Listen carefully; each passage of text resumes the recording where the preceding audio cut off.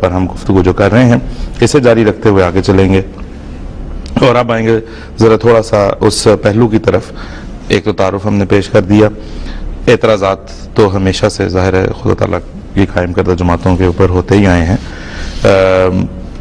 تحریک جدید سے متعلق بھی، جماعت احمدیہ کے مالی نظام پر بھی معاندین کی طرف سے بہت سے اعتراضات ہیں۔ تحریک جدید پہ جو بالخصوص ایک اعتراض کیا جاتا ہے وہ اس کے بارے میں وہ یہ لوگ کہتے ہیں کہ اگرچہ یہ فرض نہیں ہے یا لازمی چندہ نہیں ہے تحریک جدید کا، لیکن جب لوگوں کو یہ بتایا جاتا ہے کہ ہم فہرستیں حضرت صاحب کی خدمت میں دعا کے لیے بھیجنے والے ہیں، یعنی امام جماعت احمدیہ عالمگیر خلیفۃ المسیح اید اللہ تعالیٰ کی خدمت میں بھیجنے والے ہیں، تو لہٰذا اپنے وعدے جلدی پورے کریں۔ تو یہ ٹیمپٹیشن ایک ایسی ٹیمپٹیشن ہے، ایک ایسی قوت ہے، ایک ایسا فیکٹر ہے جو اسے لازمی تو نہیں لیکن گویا لازمی یا فرض بنا دیتی ہے۔ تو آپ کچھ اس کے بارے میں بتائیں۔ دیکھیں، اس سوال کے اندر فلاز ہیں۔ بات یہ ہے کہ یہ توئی چندہ ہے، لیکن خلیفۃ المسیح کی جاری فرمودہ تحریک ہے۔ اب جس شخص نے خلیفۃ المسیح کے ہاتھ پر بیعت کی ہوئی ہے اور یہ عہد کیا ہے کہ میں آپ کے ہر حکم کی، ہر معروف حکم کی اطاعت کو مانوں گا اور اس کی پیروی کروں گا، یہ کیسے ممکن ہے کہ وہ اس تحریک میں شامل نہ ہو جو خلیفۃ المسیح کی طرف سے ہوتی ہے؟ اور ایسے شخص کے متعلق یہ بدظنی کرنا کہ گویا وہ کسی ٹیمپٹیشن کا شکار ہے، یہ نامناسب بات ہے۔ وہ تو اس نے تو بیعت ہی اسی لیے کی ہے کیونکہ وہ جانتا ہے کہ خلافت کے ذریعے سے میں اللہ کی رضا کا جو سفر ہے اس کو وہ میرے لیے آسان کیا جائے گا، اور وہ ان کی ہر آواز پر لبیک کہتا ہے کیونکہ وہ جانتا ہے کہ اس کے نتیجے میں مجھے اللہ تعالیٰ کی طرف سے رحمتیں اور برکتیں حاصل ہوں گی۔ تو یہ سوال جو اس رنگ میں کرنا ہے یہ ان قربانی کرنے والوں پر بدظنی کے مترادف ہے۔ امر واقعہ یہ ہے کہ لوگ خوشی سے چندہ دیتے ہیں، ہاں تحریک کرنا جہاں تک تعلق ہے تو وہ قرآن کریم کا حکم ہے، فذکر فإن نفعت الذکریٰ، اور یہ بھی فرمایا اللہ تعالیٰ نے کہ تو نصیحت کر کیونکہ نصیحت مومنوں کو فائدہ دیتی ہے۔ تو یہ تذکیر اور تحریص اور ترغیب دلانا کہ یہ ایک موقع ہے، یہ ہاتھ سے نہ جائے، جلدی کیجئے، آپ نے جو وعدہ کیا ہوا ہے اسے پورا کیجئے، اور اگر نہیں کیا تو اس موقع سے فائدہ اٹھائیے۔ اس کو کوئی آپ ٹیمپٹیشن کا نام دیں یا کسی دنیوی نظر سے دیکھیں تو یہ اس کی سوچ ہو سکتی ہے، لیکن ایک مومن کی یہ سوچ نہیں ہے، کیونکہ ایک مومن جانتا ہے کہ جب اللہ کی رضا کے لیے اس کے مقرر کردہ امام کے سامنے کوئی قربانی پیش کی جاتی ہے تو اس کا ایک مقصد یہ بھی ہوتا ہے تاکہ وہ امام وقت کی دعاؤں سے حصہ پائے، اور یہ نسخہ، یہ اصول قرآن کریم میں بیان ہے۔ حضرت صلی اللہ علیہ وسلم سے مخاطب ہو کر اللہ تعالیٰ یہ فرماتا ہے، خذ من اموالہم صدقۃ تطہرہم وتزکیہم بہا وصلی علیہم ان صلاتک سکن لہم۔ سورہ توبہ کی آیت 103 ہے کہ اے رسول تو ان کے مالوں سے صدقہ لے، یعنی مالی قربانی حاصل کر تاکہ تو انہیں پاک کرے اور ان کو بڑھائے، ان کا تزکیہ کرے، اور ان کے لیے دعا کر کیونکہ تیری دعا ان کے لیے تسکین کا موجب ہے۔ اور ہر احمدی جو خلافت سے اخلاص اور وفا کا تعلق رکھتا ہے وہ نہ صرف مشاہدے سے بلکہ اپنے ذاتی تجربے سے اس بات پہ گواہ ہے، اس یقین محکم پر قائم ہے کہ خلیفہ وقت کی دعا، امام وقت کی دعا اس کے لیے تسکین کا موجب ہوتی ہے، اس کے لیے تطہیر کا موجب ہوتی ہے، اس کے لیے تزکیہ نفس اور تزکیہ اموال کا موجب ہوتی ہے۔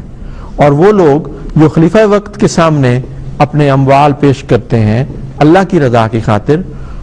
وہ اپنے ذاتی تجربے سے جانتے ہیں کہ کس طرح خلیفہ وقت کی دعاؤں کے نتیجے میں نہ صرف یہ کہ ان کے اموال بڑھتے ہیں، ان کے نفوس میں برکت پیدا ہوتی ہے، بلکہ بہت ساری غلط چیزوں سے، غلط یعنی پریشان کن حالات سے انہیں نجات ملتی۔ کروڑوں مثالیں ہیں دنیا میں، اور خلیفۃ المسیح کے پاس ساری دنیا سے، مشرق مغرب شمال جنوب، گورے کالے، ہر قسم کے لوگ جو خلافت سے وابستہ ہیں وہ جانتے ہیں کہ خلیفہ وقت کی دعائیں کیسے کیسے اعجازی کرشمے دکھاتی۔ بے اولادوں کے ہاں اولاد ہونا، بیماروں کا شفا پا جانا، طالب علموں کا غیر معمولی حالات میں نمایاں کامیابیاں حاصل کرنا، اموال میں برکت، نفوس میں برکت، ذہنوں میں برکت، بے شمار برکات ہیں جو خلافت سے وابستگی اور خلافت کی دعاؤں کے نتیجے میں انہیں حاصل ہوتی ہیں۔ وہ نشان روز مرہ کے نشانات ہیں جو احمدی دیکھتے ہیں، ان کے متعلق یہ کہنا کہ وہ خلیفہ وقت کی دعاؤں سے حصہ پانے کی بجائے گویا نعوذ باللہ کوئی دکھاوے کے لیے یا کسی اور غرض سے شاید یہ قربانیاں کرتے ہیں، یہ درست بات نہیں ہے۔ حضرت صلی اللہ علیہ وسلم کے صحابہ کی مثالیں بھی ہمارے سامنے ہیں۔ حضرت صلی اللہ علیہ وسلم کے زمانے میں جب ایک غریب تھا، وہ چند جو کی ایک مٹھی لے کے حاضر ہو جاتا تھا، سارا دن مل کر حضور میرے پاس یہ ہے، یہ لے لیں، تو حضرت صلی اللہ علیہ وسلم اس کو بھی دعا دیتے تھے، اور وہی مٹھی مٹھی جو دینے والے تھے جو نبی اکرم صلی اللہ علیہ وسلم کی دعاؤں سے جو انہوں نے حصہ پایا، تو خدا نے ان کے اموال میں اتنی برکت دی کہ بعضوں کے بارے میں آتا ہے کہ وہ جو ان کے پاس سونا تھا وہ کلہاڑوں سے کاٹ کاٹ کے تقسیم کیا کرتے تھے، خیرات میں دیا کرتے تھے۔ بعض صحابہ یہ گھبراتے تھے کہ کہیں ایسا تو نہیں کہ وہ جو ہم نے چھوٹی چھوٹی قربانیاں کی تھیں اب ہمیں اللہ تعالیٰ نے اتنا دیا ہے کہ اسی دنیا میں ہمارا بدلہ نہ چکا دیا گیا ہو، یہ فکر انہیں لاحق ہوا کرتی تھی۔ اب تحریک جدید میں جنہوں نے حصے ڈالے ہیں، اور وہ تاریخ جو لوگ اس سے واقف ہیں، عورتوں نے مردوں نے چکی پیس پیس کے، بکریاں پال پال کے، مرغیاں پال کے، سخت محنت اور مزدوری کے کام کر کے، اپنے کپڑے بیچ کے، عورتوں نے اپنے زیور بیچ کے اس تحریک میں دیے۔ اور کیوں دیے؟ کیوں خلیفۃ المسیح کی خدمت پیش کیے؟ کیونکہ ان کو پتہ تھا یہ اللہ کے لیے دے رہے ہیں اور اللہ کے وعدے ہیں کہ ان کے مالوں میں برکت ڈالے گا، اور خلیفہ وقت کی دعاؤں کے نتیجے میں اتنی برکتیں ملی ہیں کہ آج یورپ، امریکہ، افریقہ میں وہ جو بہت سارے لوگ پھیلے پڑے ہیں، وہ اپنے ان آباء و اجداد کی ان قربانیوں کے صلہ ہے جو ان کو مل رہا ہے، جنہوں نے تھوڑی تھوڑی قربانیاں خدا کی راہ میں پیش کی تھی، اور آج وہ ہزاروں میں لاکھوں میں کھیلتے ہیں، اور وہ بھی پھر اللہ کے شکرانے کے طور پر اس سے بھی بڑھ کر قربانی پیش کرتے ہیں، کیونکہ وہ جانتے ہیں کہ خلیفہ وقت، امام وقت کی دعا، حضرت صلی اللہ علیہ وسلم کے فیض کے نتیجے میں قائم ہونے والی جو خلافت ہے، اس کی دعا کے نتیجے میں ان کو تسکین قلب نصیب ہوگی، ان کے دکھوں کا مداوع ہوگا، اور ان کے اموال و نفوس میں برکت پیدا ہوگی۔ تو یہ وہی سلسلہ ہے جو آگے بڑھ رہا ہے، اس کو ٹیمپٹیشن کہنا یا یہ کہ کسی قسم کے دکھاوے کی بات نہیں ہے۔ اس زمانے میں یہ تھا کہ صحابہ رسول صلی اللہ علیہ وسلم کے پاس خود لے کے آ جاتے تھے۔ حضرت ابوبکر آگے کہ آدھا مال، حضرت عمر لے کے آدھا مال لے کے آئے تو حضرت ابوبکر پورا لے کے آئے۔ مسابقت کا ایک جذبہ بھی ہوتا تھا، اور آپ وسلم کی دعائیں ان کو ملتی تھی۔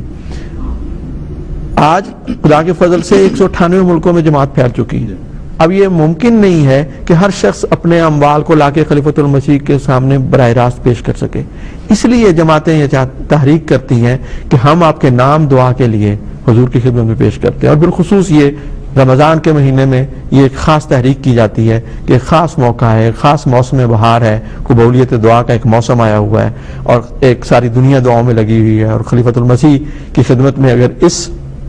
مبارک مہینے میں خاص طور پہ آپ کے نام دعا کے لیے بھی پیش کیے جائیں۔ اب یہ بھی کوئی کہہ سکتا ہے، کوئی دنیا دار کہہ سکتا ہے کہ جی اتنے ہزاروں لوگ ہیں،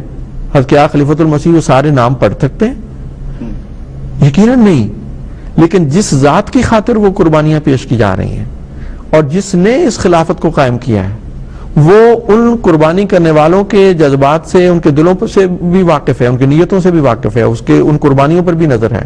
اور اسی نے اس خلافت کو قائم کیا ہوا ہے، اور برکتیں بھی اسی نے دینی ہیں۔ اس لیے جب خلیفۃ المسیح یہ بیان فرماتے ہیں کہ میرے پاس وہ ساری فرشتیں آئی ہیں اور دعا کریں، میں بھی دعا کرتا ہوں، آپ بھی دعا کریں کہ اللہ تعالیٰ ان سب کے اموال و نفوس میں برکت دے، تو وہ برکتیں دینے والی ذات وہ برکتیں دیتی۔